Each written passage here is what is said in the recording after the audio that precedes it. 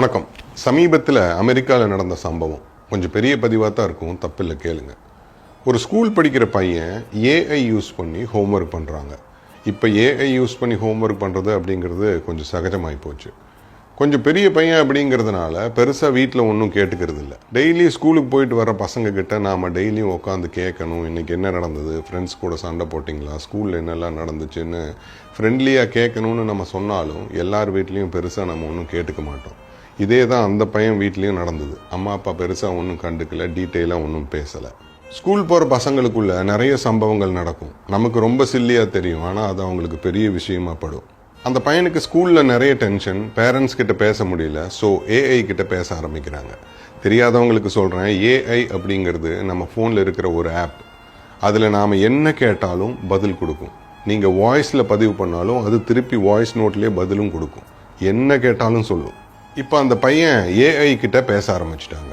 ஸ்கூலில் நடக்கிற சமாச்சாரங்கள் எல்லாம் ஏஐ கிட்ட சொல்கிறாங்க, அதுவும் திருப்பி பதில் சொல்லுது. ஒரு இடத்துல அந்த பையன் எனக்கு தற்கொலை பண்ணிக்கணும்னு தோணுதுன்னு சொல்கிறாங்க. அதுக்கு அந்த ஏஐ பலவிதமான ஐடியாஸ் கொடுக்குது தற்கொலை பண்ணுறதுக்கு. பேச்சுவார்த்தை போயிட்டே இருக்குது. ஒரு இடத்துல அந்த பையனுக்கு பயம் வந்துடுது. என்னோட அம்மா அப்பா கிட்ட சொல்லணும்னு சொல்கிறாங்க.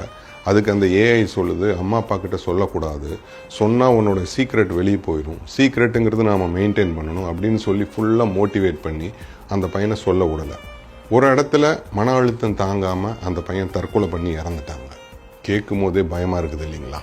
இது எங்கேயோ தூரமாக அமெரிக்காவில் தானே நடக்குது, இதுக்கு நமக்கு சம்மந்தம் இல்லை அப்படின்னு சொல்லி அவ்வளவு ஈஸியாக இந்த பிரச்சனையை உதாசீனப்படுத்தி ஒதுக்கிடவும் முடியாது, ஒதுக்கிடவும் கூடாது. இப்போ நம்ம எல்லார் கையிலையுமே ஸ்மார்ட் ஃபோன் இருக்குது. ஸ்மார்ட் ஃபோன் இருந்தால் கண்டிப்பாக அதில் ஏஐ இருக்கும். ஏஐ இருந்தால் நம்ம பசங்க அதை யூஸ் பண்ணிட்டு தான் இருப்பாங்க. இப்போ பிரச்சனை அதுவல்ல. குழந்தைகள் நீங்கள் இல்லாத நேரத்தில் பல பேரால் வளர்க்கப்படுகிறார்கள். பள்ளிக்கூடத்தில் பக்கத்தில் அமர்ந்திருக்கிற மாணவன், எதிர் வீட்டு பெண், வீட்டு வேலைக்காரர்கள், சுற்றி உள்ள உறவினர்கள், அவர்கள் வாழ்க்கை முறைகள், அந்த தெருவின் தன்மை, அந்த நகரத்தின் குணம், அந்த மாநிலத்தின் இயல்பு என்றெல்லாம் பல விஷயங்கள் அவர்களை பாதிக்கின்றன. இப்போ ஏஐ, சாட்ஜிபிடி, ஜெமினை என்றெல்லாம் பல சமாச்சாரங்கள் அவர்களை தீண்டி திகைக்க வைக்கின்றன. வாழ்க்கையின் எல்லா பகுதிகளையும் அவர்கள் தாங்களே கவனித்துக் கொள்வார்கள். நல்லவற்றுக்கும் கெட்டவற்றுக்கும் போய் நின்று அறிமுகப்படுத்திக் கொள்வார்கள். கெட்ட விஷயங்களை கற்றுக்கொள்வதின் வித்து அநேகமாக பெற்றவர்களிடமிருந்துதான் வருகிறது. அவர்களுடைய அடக்குமுறையும் அதிகார நடவடிக்கையும் இவற்றுக்கு உரமாகின்றன.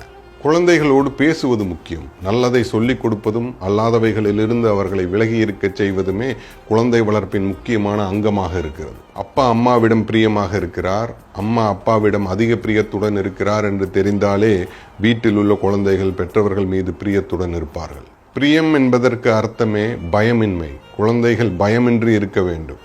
அடிதடிகளும் ரகளைகளும் கேலிகளும் கோபங்களும் அவமானங்களும் ஒவ்வொரு இளைஞனும் யுவதியும் வெளி உலகத்தில் சந்தித்தே தீர வேண்டிய நிர்பந்தம் இருக்கிறது. அங்கே காயப்பட்டால் ஒரு இளைஞன் எங்கே வந்து அழுவான்? அங்கே அவமானப்படுத்தப்பட்டால் ஒரு யுவதி யாரிடம் போய் சொல்வாள்? சொல்வதற்கு இதமாக வீட்டு சூழ்நிலை அமைய வேண்டும். பயமின்றி பெற்றோர்களுக்கு அருகே இருந்து பேச தெரிந்து விட்டால் அந்த குழந்தைகளை ஜெயிப்பதற்கு இந்த உலகத்தில் வேறு எவரும் இல்லை. எது நடந்தாலும், என்ன சம்பவமாக இருந்தாலும் இது பெரிய அவமானம் ஒன்றும் இல்லை.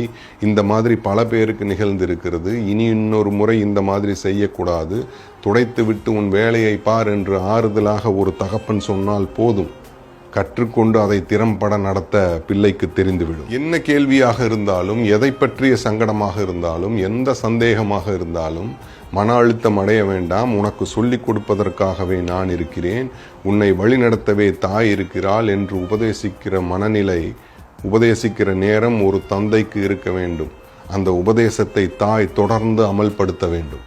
வீடு சரியாக இருந்து விட்டாலே வெளி உலகத்தின் சோதனைகளை எதிர்கொள்ள குழந்தைகள் தயாராகி விடுவார்கள். இவை எல்லாம் தாண்டியும் வாழ்க்கை சோதனைகள் நம் முகத்தை வந்து தாக்குவதற்கு வாய்ப்புகள் இருக்கின்றன. பெற்றோர்கள் அந்த சோதனைகளை ஏற்றுக்கொள்கிற பக்குவத்தை பார்த்து பிள்ளைகளும் அதே விதமான பக்குவத்தை பெறுகிறார்கள்.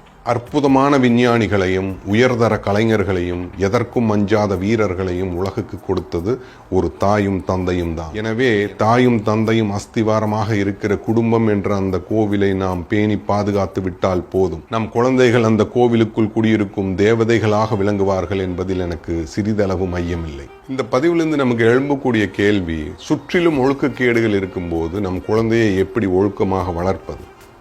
எங்கு நிலம் இருக்கிறதோ அங்குதான் பயிர் செய்ய முடியும். பயிர்களுக்கு நடுவே களை வரும், அந்த களையை பிடுங்கிவிட்டு பயிரை பாதுகாக்க வேண்டும். களை வருகிறது என்று நிலத்தை விட்டுவிட்டு வானத்திலா பயிர் செய்ய முடியும்? களை வருகிறது என்று தெரிந்துதான் உழவன் உழுகிறான், நாற்று நடுகிறான், விதைக்கிறான், பயிர் வளர்க்கிறான். களைகளுக்காக அவன் காத்திருக்கிறான். களை வர வர அதை புடுங்கி எறிகிறான், அதையே உரமாக்குகிறான். அதைத்தான் நீங்களும் நானும் செய்யணும்.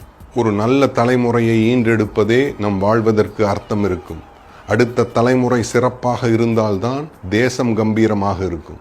இந்த பதிவையும் நம்ம முண்டாசு கவி வார்த்தையை வச்சே முடிக்கணும்னு நினைக்கிறேன். வலிமையுடையது தெய்வம், நம்மை வாழ்ந்திடச் செய்வது தெய்வம். மெலிவு கண்டாலும் குழந்தை தன்னை வீழ்த்தி மிதித்திடலாமோ?